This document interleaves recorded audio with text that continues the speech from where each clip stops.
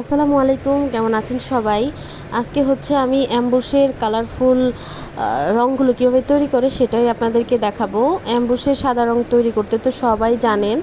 তো আজকে হচ্ছে অ্যাম্বুশের রঙিন ফুল তৈরি করার জন্য কীভাবে রঙটা তৈরি করতে হয় সেটা দেখাচ্ছি। এখানে আমি 3টা কালার তৈরি করব। একটা হচ্ছে আকাশি, আরেকটা হচ্ছে গোলাপি, আরেকটা হচ্ছে ম্যাজেন্ডা। তো 1 চামচ করে অ্যাম্বুশ, 1 চামচ করে মানে রং দিয়েছি।